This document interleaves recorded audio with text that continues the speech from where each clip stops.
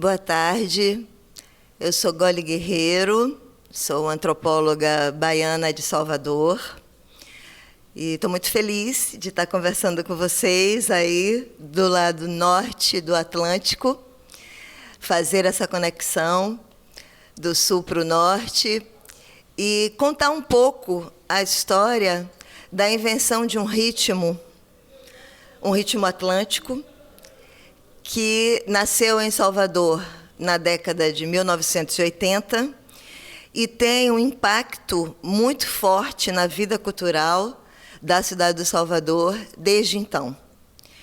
Fico muito feliz que esse seja o tema da nossa conversa, porque é um dos fenômenos culturais mais importantes da cena musical brasileira. A música brasileira é essencialmente percussiva, e esse é um estilo musical que nasce dos tambores, de vários tipos de tambores, e a sua fonte primeira está nas religiões de matrizes africanas. O candomblé do Brasil, essa religião que vem de matrizes africanas e se constituiu na Bahia, e que se espalhou pelo Brasil e por vários outros lugares, tendo inclusive retornado à África no modelo brasileiro. E é aí, no candomblé, que estão as fontes dessa cultura musical baiana que deu origem a diversos ritmos populares que saíram do espaço sagrado do candomblé e foram para as ruas, principalmente no carnaval.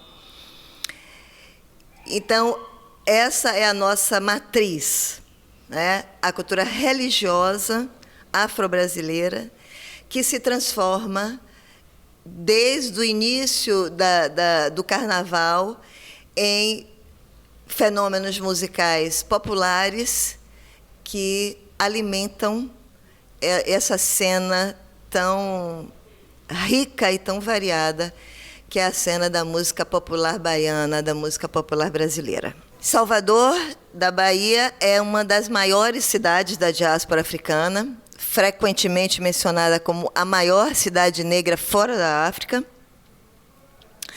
Uma cidade de 3 milhões de habitantes, 85% de uma população negra. E temos, então, um dos motivos principais da grandeza dessa manifestação musical, porque ela fala diretamente a uma população que, embora sendo maioria absoluta, é uma população que ainda tem muito a conquistar em termos de direitos, tem muita luta antirracista para continuar desenvolvendo, e a música é um dos principais trunfos dessa luta antirracista no Brasil.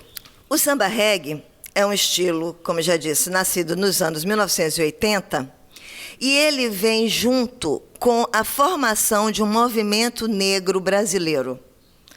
O movimento negro brasileiro data de 1979, a constituição desse movimento em todo o Brasil, e o samba reggae é do iniciozinho, da passagem dos anos 70 para os anos 80. Então, há uma conexão muito forte entre essa manifestação estética, que é a música, que sempre foi um trunfo dos negros em todo o mundo atlântico, né, para o reposicionamento da comunidade negra, não só em Salvador, como em todo o Brasil.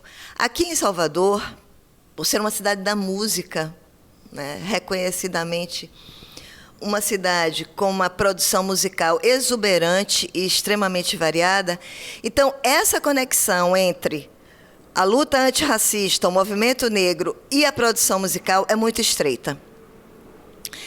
Do ponto de vista musical, o samba reggae é a mescla de diversas sonoridades afro-americanas, africanas, né? Nós recebemos muita influência do Caribe, Desde os anos 50, a música cubana é uma presença muito forte aqui no Pelourinho, onde nós estamos nesse momento, na sede da Mulherada, uma das bandas de samba reggae que nós vamos mencionar mais adiante. Mas esse movimento musical, aqui no Pelourinho, ele tem laços muito antigos com a música caribenha, e com os vários modelos carnavalescos que surgiram desse trânsito do espaço sagrado do candomblé para o espaço profano. Então, o carnaval trouxe muitos modelos estéticos para a rua. Os afoxés, as batucadas, os blocos de percussão, os blocos de índio, as escolas de samba e os blocos afro.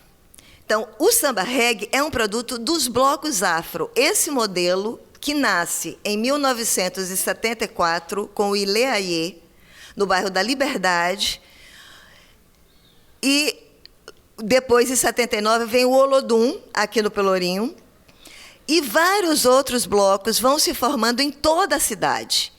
Então, uma efervescência musical tomou conta da cidade do Salvador, nas suas periferias, e essa informação de que era possível fazer uma música que desse conta da nossa ancestralidade africana e das sonoridades afro-americanas populares, produzidas nos Estados Unidos, no Caribe, no continente africano, essa potência musical, por ser resultado dessa diversidade toda, né, que as trocas atlânticas, os trânsitos atlânticos, permitiram que fossem capturadas em Salvador, tudo isso fez muito sentido para as populações locais. Então, todas as comunidades periféricas negras da cidade tomaram aquilo como algo muito nosso, muito poderoso. Por quê? Esses blocos afro, através do samba reggae, das canções produzidas pelos blocos afro, eles contaram a história da África no Brasil. Então, as escolas de samba do Rio de Janeiro, elas sempre contaram a história afro-brasileira. Mas quem primeiro contou a história do continente africano no Brasil foram os blocos afro da Bahia. Porque cada bloco afro escolhia um país africano como tema e estudava esse país, suas línguas, suas etnias, suas indumentárias, sua musicalidade, suas coreografias, suas histórias, né? Suas personagens, que vão dar vida a esses desfiles dos blocos afro. Então, cada desfile do bloco afro é um verdadeiro letramento estético. A história da África é contada e percebida com todos os sentidos, de quem está na avenida, de quem está na rua, participando daquela manifestação que é o desfile de um bloco afro. Minha pesquisa sobre o samba reggae para um doutorado, ela nasce de uma pergunta: como é que se inventa um ritmo? Eu estava estudando em São Paulo, estudando rock brasileiro, quando estava acontecendo em Salvador toda essa efervescência musical em torno do samba reggae. E eu ficava lá de longe pensando, nossa, está acontecendo em minha cidade um fenômeno cultural de proporções impressionantes. Como é que tudo isso acontece? Como é que se inventa um ritmo? Então, essa é a pergunta que deslanchou a pesquisa, que me trouxe de volta a Salvador para frequentar os ensaios dos blocos afro, para conversar com as pessoas, os compositores, os bailarinos, os diretores dos blocos, as pessoas que frequentavam esses ensaios. E era uma coisa muito fluida, muito efervescente, porque não havia nenhuma necessária fidelidade a um bloco específico. Então, as pessoas participavam de diversos blocos. As informações produzidas nesses espaços de criação, elas eram compartilhadas em diversas áreas da cidade, por diversas comunidades negras. Acho que aí também reside uma força muito grande, porque não são nichos isolados, são nichos que se comunicam, trocando informações sobre a importância dessa produção cultural para um reposicionamento do negro na sociedade brasileira.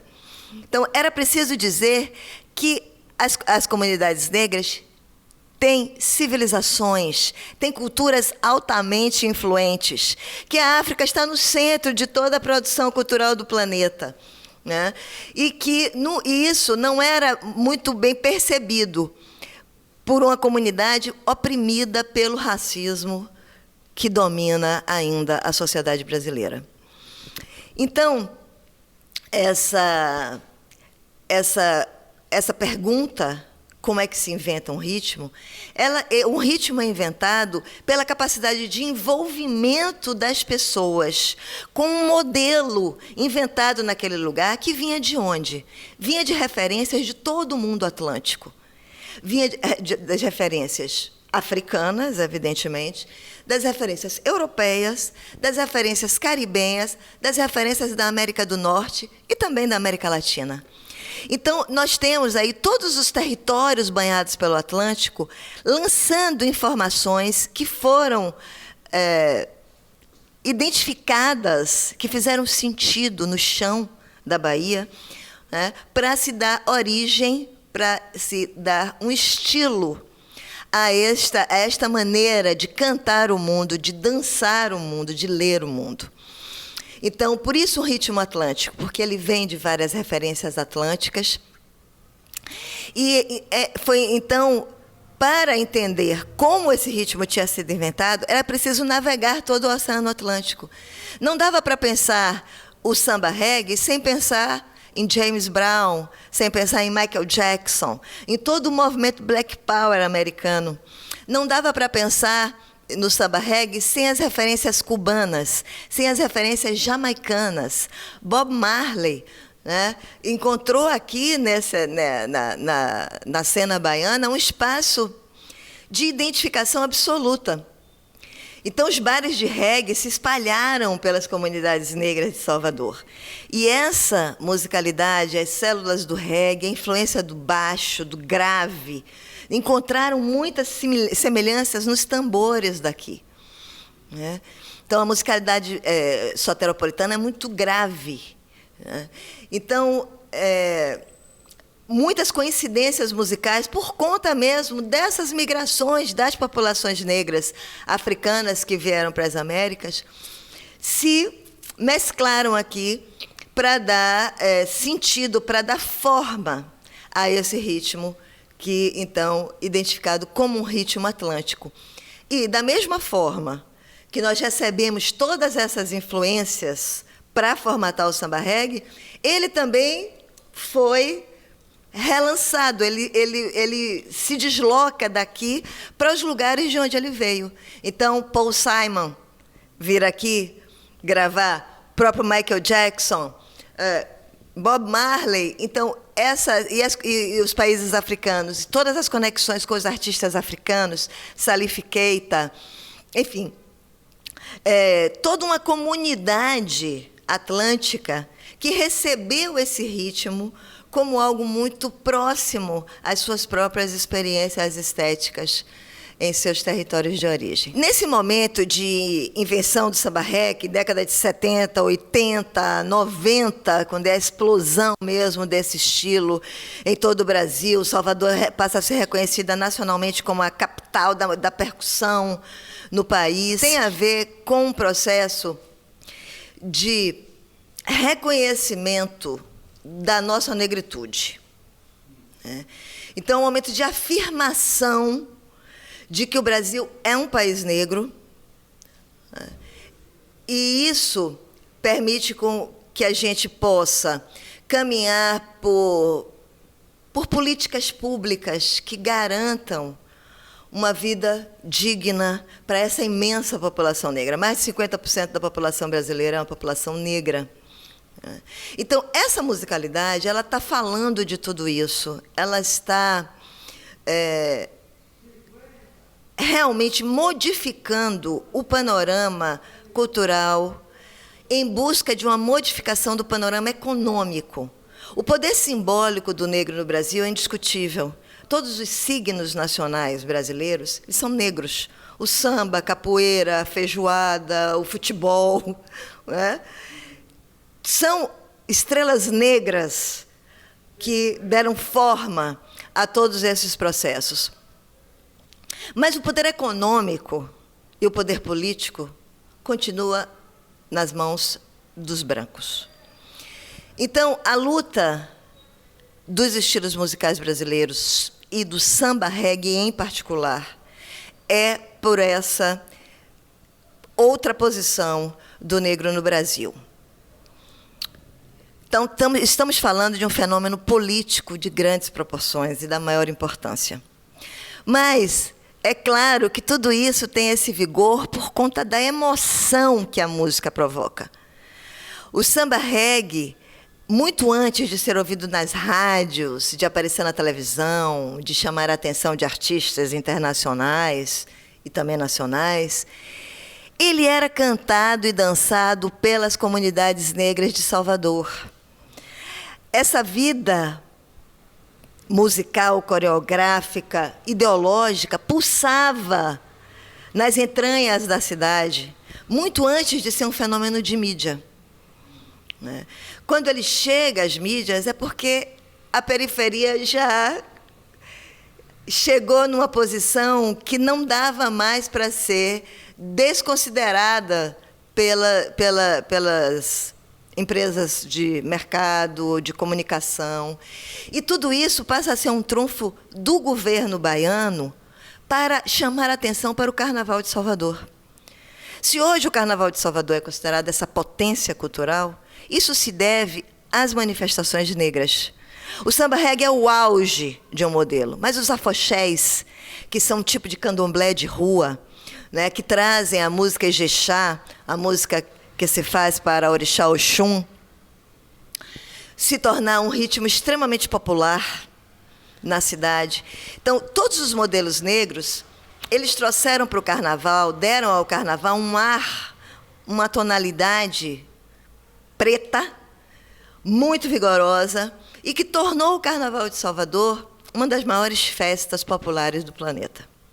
Atualmente, a gente vive um momento em que tudo isso fica muito visível, o poder político do samba reggae fica muito visível, na medida em que Margareth Menezes, uma das primeiras cantoras de samba reggae, que se tornou conhecida através de David Byrne, da sua turnê internacional, e volta ao Brasil com todo o ar de olha, que sucesso, foi a primeira cantora a cantar a música Faraó, que é um marco da história do samba reggae. A música Faraó é um marco da história do samba reggae porque ela é a tradução musical da tese do pesquisador senegalês Cheikh Anta Diop, que afirma que os egípcios que construíram as pirâmides eram negros. Uma tese que tentou ser desqualificada na Sorbonne, foi uma grande dificuldade para o Cheikh Anta Diop conseguir se graduar como doutor, né? E essa tese foi traduzida na música que se tornou a mais importante canção do samba reggae, que conta a história do Egito sob a perspectiva negra. Para a intelectualidade brasileira, essa era uma ideia absurda, né? E, mais tarde, tudo isso teve que ser aceito. E foi Margareth Menezes, essa cantora de samba reggae, que gravou pela primeira vez a música Faraó. Hoje, ela é a ministra da Cultura do Brasil. Assim como João Jorge, um dos fundadores do Olodum, também responsável por essa música impressionante que é Faraó, se tornou o presidente da Fundação Palmares, uma fundação dedicada ao reposicionamento dos negros na sociedade brasileira. Então, um mecânico, um chapista, Luciano Gomes, recebeu as apostilas que eram apresentadas aos compositores dos blocos para criarem suas canções, e ele compôs a música, Faraó, como é conhecida, e se tornou a referência. É impossível você estar em Salvador e não ouvir essa canção, que foi para o Carnaval de 87. Quer dizer, essa passagem de tempo mostra o poder cultural e o poder político do samba-reggae, através da nomeação dessas pessoas, da própria eleição de Lula como presidente do Brasil, né, com o seu compromisso com a comunidade negra brasileira. A gente não pode deixar Margareth sair sem um grito de guerra, né? Faz um grito de guerra aí, Margareth. Licença, mestre Lazinho. Eu falei Faraó e Camolô do Pelourinho, pirâmide a base do Egito e Camolô do Pelourinho e que maravilha é Egito, e que maravilha é Egito.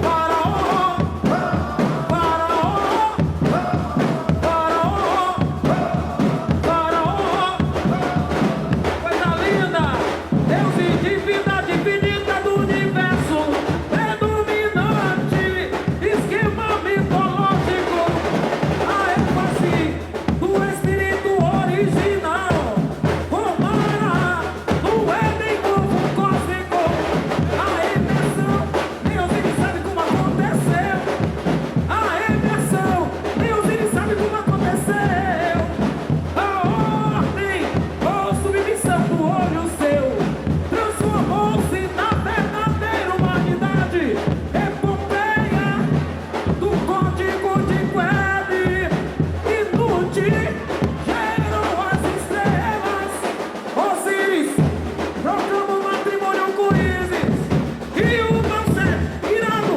o assassinou, imperará, levando avante a vingança do pai, derrota. É muito interessante perceber que essa troca de informação, esse acesso a teses publicadas na África, essa produção dos estúdios de Kingston, toda essa informação que circula na origem do samba-reggae, evidentemente, era feita no corpo a corpo, através da globalização eletrônica, né? E, hoje em dia, a gente está num momento... A gente fez um upgrade, né, para uma troca virtual de informação. Então, hoje, as conexões atlânticas, esse mundo atlântico, ele está muito mais poderoso, muito mais veloz, porque agora, no que chamo de terceira diáspora, essas trocas entre as populações negras no mundo atlântico, depois da internet, elas têm uma potência desconhecida, uma velocidade infinita, porque da frente do seu computador você acessa todo um universo cultural que está em Luanda, que está em Dakar, que está em Havana, que está em New Orleans, que está em Nova York, que está em todos os lugares onde as comunidades negras têm uma produção vigorosíssima, e você, da frente do seu computador, dispensando o deslocamento físico, você acessa essa informação essa produção de conhecimento impacta o trabalho de todas as pessoas que estão conectadas virtualmente. Então, temos esse momento de evolução das trocas que começam entre as comunidades negras a partir do tráfico de africanos, né? Quando as pessoas eram arrancadas do continente africano e trazidas para as Américas nuas, somente com seu imaginário potente o suficiente para recriar paisagens culturais nas Américas. Depois, na segunda diáspora, depois do tráfico atlântico, o tráfico de africanos, vem as migrações, né? comunidades beninenses migrando para Paris, comunidades nigerianas migrando para Nova York, comunidades angolanas migrando para Lisboa, senegaleses para o Brasil. Então, essas migrações reconfiguraram a paisagem do Atlântico. Esse tom cosmopolita que nós encontramos em todas as cidades atlânticas tem a ver com essas migrações voluntárias, entre aspas, né? Isso seria a segunda diáspora, considerando a diáspora um fenômeno da história moderna do Ocidente, né? Esse deslocamento a partir de 1500, 1600. Então, pós-internet, século XXI, a difusão da comunicação virtual traz uma outra paisagem cultural, uma outra intensidade de trocas. E, assim, as paisagens culturais dessas cidades atlânticas se tornam ainda mais cosmopolitas, mais heterogêneas e mais conectadas. A difusão do samba reggae pelo mundo atlântico e a formação de bandas de samba reggae na Argentina, na Espanha, que são mais de 1.500 bandas de samba reggae só na Espanha, e em outras tantas cidades. Essa formação ela começa ainda no tempo da globalização eletrônica, da segunda diáspora.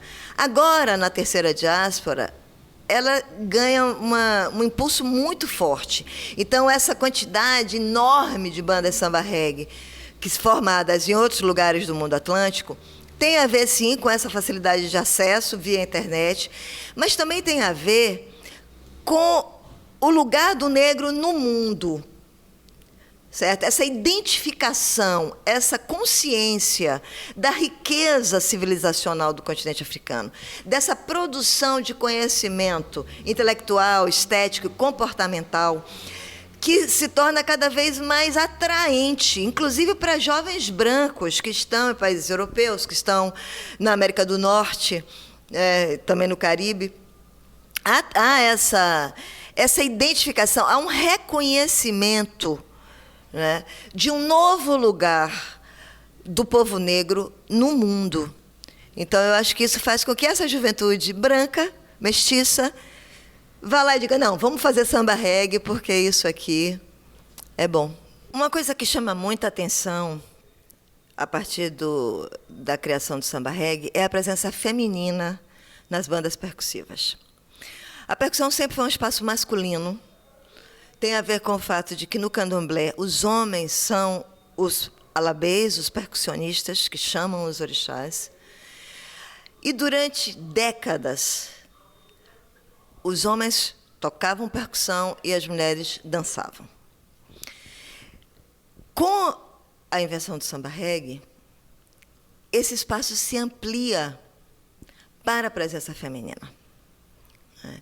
Então, vimos surgir no Candial a banda Bolacha Maria, vimos surgir no Pelourinho a banda de Dá e aqui a mulherada.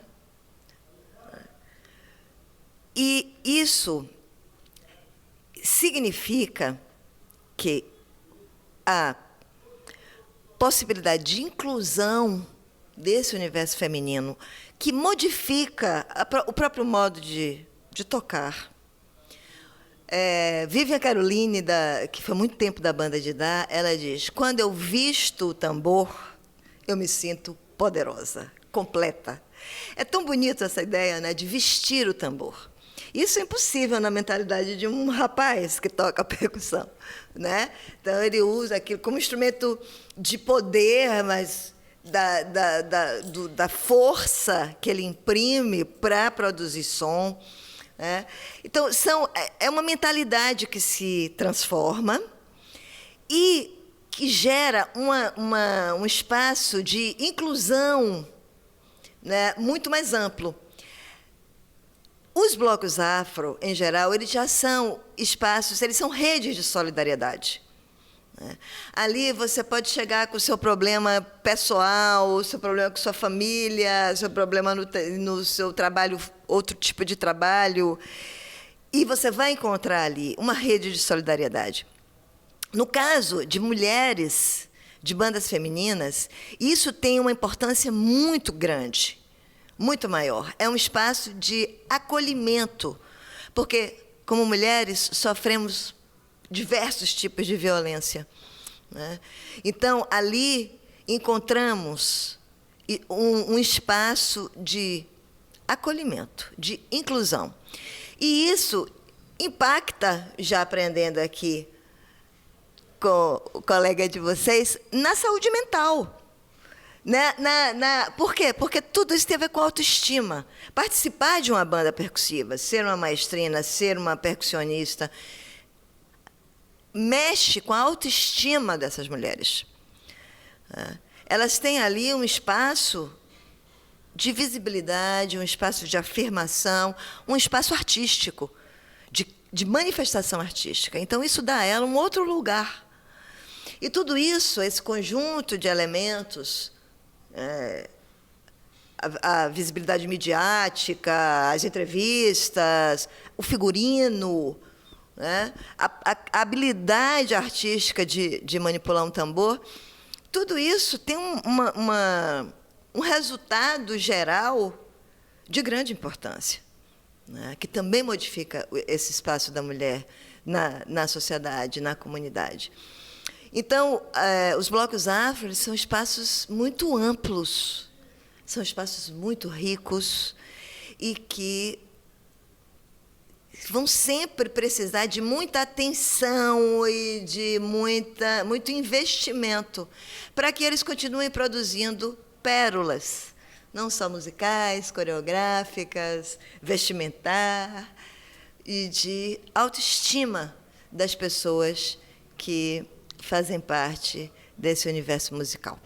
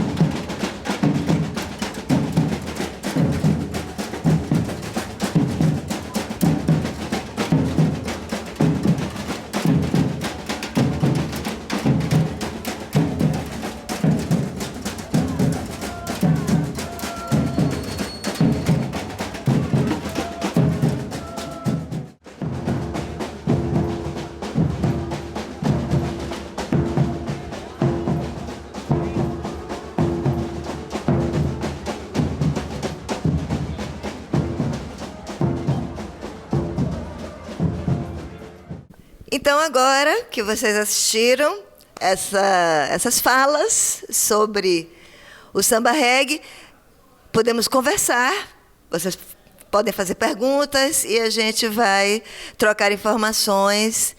E estou aqui para ouvir vocês. Obrigada pela atenção.